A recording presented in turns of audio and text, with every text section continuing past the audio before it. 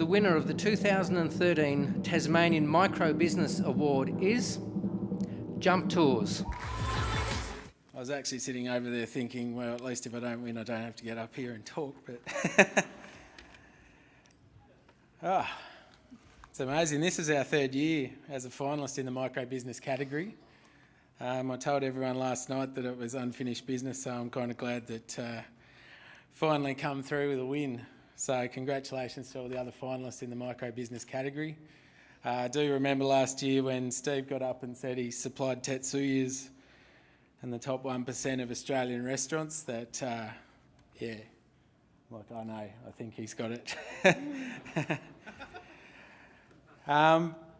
Back in 1990, Australia was in the midst of a Japanese visitor boom. And what did every Japanese tourist want? I'll tell you what they wanted. They wanted an akubra shaped like Crocodile Dundee. And that was my first job in tourism. Down at Salamanca Market, on my dad's leatherwork stall, shaping the hats just like Mick Dundee. If you went forward 16 years from then, I found myself in Sydney working in investment banking at Morgan Stanley. I'd moved there at the age of 21, looking for excitement and thinking I'd be just like one of those blokes on Wall Street. Stayed a few years, travelled the world and found that a lot of the time when someone said some place was amazing or beautiful or stunning, that I'd think, yeah, that's not a patch on Tasmania. With $2,000 in my pocket, I quit the investment banking game, bought an old tour van on the Gold Coast and headed south to do the most direct market research possible. What I was just going to get onto was it's a bit of a surprise for a lot of people that we're a Tasmanian company that's never had a Tasmanian customer. In fact, over the last 7 years, I just did a back-of-the-envelope calculation this morning. I reckon less than 5% of our customers have even been Aussie. It's not that they hate us, because, you guys seem to like us quite a lot. Got a bit of a round of applause before. But it was born as an internationally focused company. Basically, we're aimed at international backpackers. It's about getting people to come to Tasmania who've never really thought about coming to Tasmania before. Basically, out of the international backpacker market, a whole 7% of backpackers who visit Australia bother to come to Tasmania. So 93% don't bother to come here. And to me, that seems like, I think in business, with a lot of the finalists, you'd probably say there's a lot of moments where you go, what the hell, when you hear these statistics. But I've found that the moments when you say, what the hell, are also the ones that are the biggest opportunities.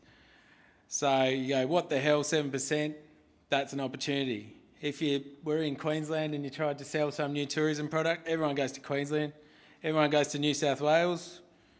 At the moment, they're screaming because they're like, what are we going to do? There's no such thing as Asian backpackers, which is absolutely not true. We have heaps of them.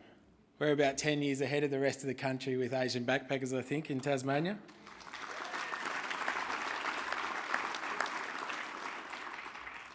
On the last tour that we had Chinese, English, Thai, Canadian, Kiwi and Japanese guests on board.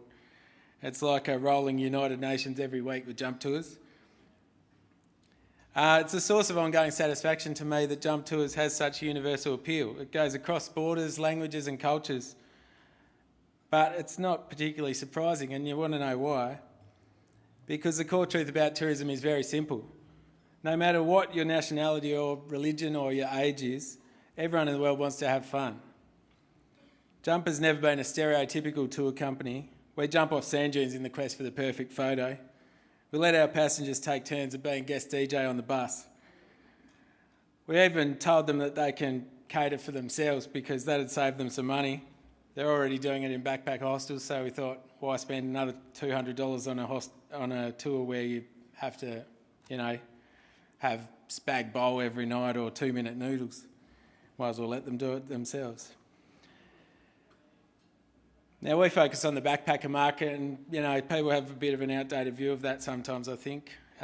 If you think a backpacker is someone who walks the streets barefoot, sits around a campfire singing Kumbaya, it's time to enter the 21st century.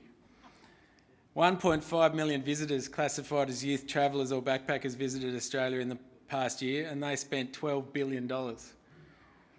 That's an average spend of $8,000 per person. That's a golden opportunity for Tasmania, and you want to know the best part? There is no way to recreate the natural beauty that we have here in Tasmania. You can't make another Cradle Mountain in a factory in China. You can't order your own Bay of Fires online. The only way to experience the untouched beauty of Tasmania is to actually come here and see it. And that's what I'd like to leave you here with tonight. And before I go, I'd really like to thank Telstra for running these awards. They've done a fantastic job, and their support for small business is pretty amazing, as we'd all, I'm sure, agree. News Limited, Commonwealth Bank and MYOB done a fantastic job. And just before I go, I'd like to thank my family as well, especially my beautiful fiancée Brittany, who was up here just before.